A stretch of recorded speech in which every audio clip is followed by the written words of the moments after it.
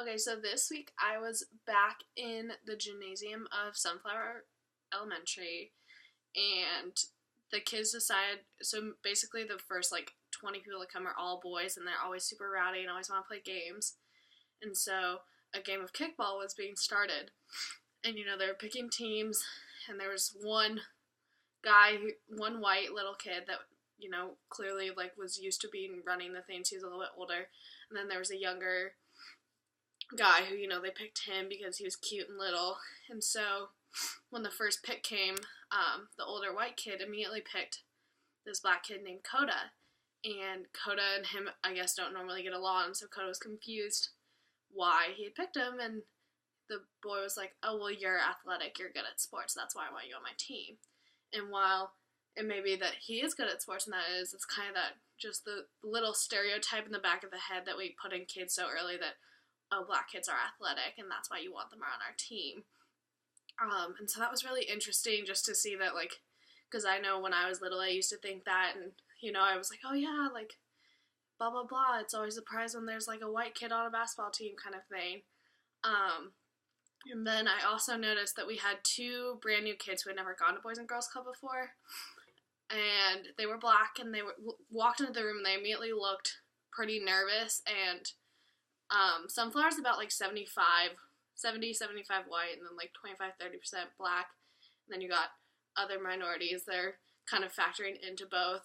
And so these kids walked in, and immediately they saw the group of black kids hanging out and a group of white kids, and they immediately went the people of their color.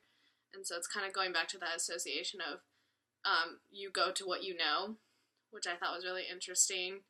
And it's definitely they all play together, but it was very much that separation of the black kids played on this side and the white kids played on that side, and they would mingle to play the sport, but if they had the choice, they would much rather stay with people that they're comfortable with. And even the girls were doing the same thing when they were running around playing tag or playing with cards.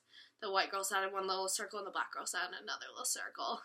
And I don't think it was ever intentional, but it was just that comfortable thing that you're going to go to your own race because that's what you know and what you're comfortable with. One thing I also noticed is that when we got to go to breakfast, a lot of, maybe the richer white kids that you would think whose parents just have to work and so they drop them off at Boys and Girls Club stay in the gymnasium and wait, and then the other kids who need free breakfast go in. And so as the free breakfast kids come, every single kid of color came in. And it definitely, there's some teasing from the other more affluent white kids saying, oh, you get free lunch, oh, look at you. So it's just kind of that. It's not even that I think they were meaning to bring in stereotypes and kind of have racist remarks, but that's what they were beginning to associate with, oh, people of color don't have as much money as I do. And it's funny that the white kids and the black kids, as soon as they got in the cafeteria, immediately separated. So on different sides of the cafeteria, black kids on this side, white kids on that side. I mean, it just kind of relates back to the one article, why are all the black kids sitting together in the classroom. But also just kind of goes to prove that even at a young age, children are taught to go to what they know and what they're comfortable with, and that's the person of their same race. So yeah.